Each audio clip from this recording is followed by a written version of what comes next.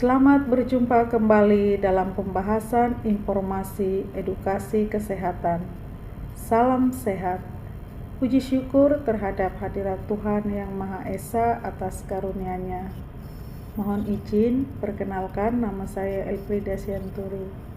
Saat ini berprofesi sebagai nutrisionis di instansi Institut Kesehatan Elizabeth. Bapak Ibu, mari kita membahas tentang akut gastritis perspektif dalam diagnosis dan tata laksana. Selamat mengikuti.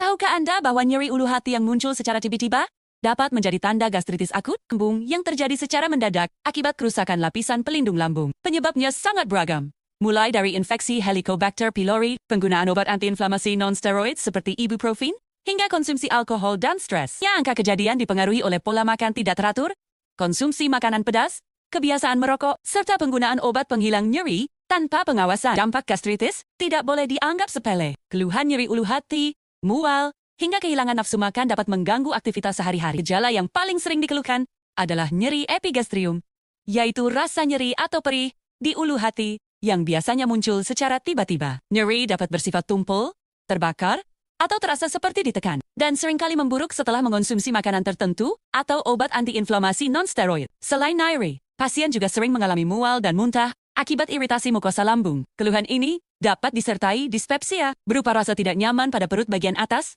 cepat kenyang, rasa penuh setelah makan, sering bersendawa, hingga sensasi panas di ulu hati. Manifestasi lain yang cukup sering ditemukan adalah kembung akibat gangguan proses pencernaan dan perlambatan pengosongan lambung. Lakukan identifikasi adanya perdarahan saluran cerna, riwayat muntah darah atau hematemesis, tinja hitam atau melena, harus segera menimbulkan kecurigaan. Pada kondisi seperti ini, pasien memerlukan resusitasi cairan, pemeriksaan laboratorium, serta rujukan untuk endoskopi dan tata laksana definitif. Pasien dianjurkan menjalani diet lambung, mengonsumsi makanan dalam porsi kecil, namun sering. Pilih makanan mudah dicerna, serta hindari makanan terlalu pedas, asam, berlemak, atau panas. Edukasi nutrisi sangat penting selama proses penyembuhan. Manajemen stres juga perlu diperhatikan, karena stres dapat memperburuk keluhan. Pasien dianjurkan tidur cukup, aktivitas fisik, dan relaksasi. Tidak kalah penting adalah menghentikan kebiasaan merokok dan konsumsi alkohol, karena kedua faktor tersebut terbukti menghambat penyembuhan mukosa. Seluruh intervensi ini perlu disertai modifikasi gaya hidup, termasuk menjaga berat badan ideal, dan menghindari penggunaan NSAID tanpa indikasi jelas. Keberhasilan tata laksana bergantung pada pemberian obat,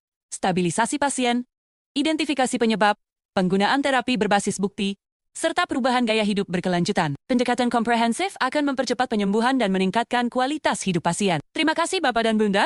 Sampai jumpa di video